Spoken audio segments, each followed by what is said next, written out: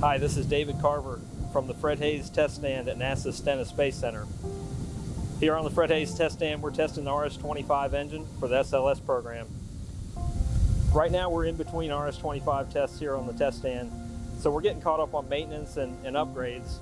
One of the projects we just finished upgrades on is the thrust vector control system. The thrust vector control system is the mechanism that allows us to gimbal the engine during flight. Gimbaling the engine allows us to steer the vehicle during ascent. So to test the TVC, or the thrust vector control system, we use what's called a mass simulator. This beast right here. The mass simulator is designed to be the approximate size and shape of the RS-25 engine, as well as it weighs about 8,000 pounds, which is the approximate weight of the RS-25 engine.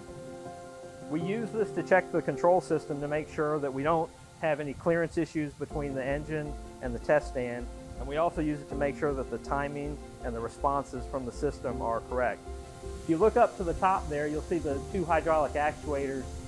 Those are the two workhorses for the thrust vector control system. That's what pushes and pulls the engine to essentially create the thrust vector control, or direct the thrust in a particular direction. As you can imagine, when you point the thrust in one direction, it causes the engine to push the vehicle in the opposite direction. The recent upgrades we completed to the thrust vector control system were performed to increase its speed when returning from a gimbal angle out at, say, 6 degrees back to the null position.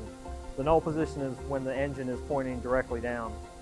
We did this to make sure that if we ever encounter any failure scenarios during hot fire tests, we have enough speed in the system to get back to home before we cut the engine. This is important because if we cut the engine while the engine is gimbaled out to, say, 6 degrees, it could cause potential damage from shutdown transients to the engine or the nozzle. The next step for us here on the Fred Haise Test Stand is the upcoming RS-25 certification test series scheduled for later this year.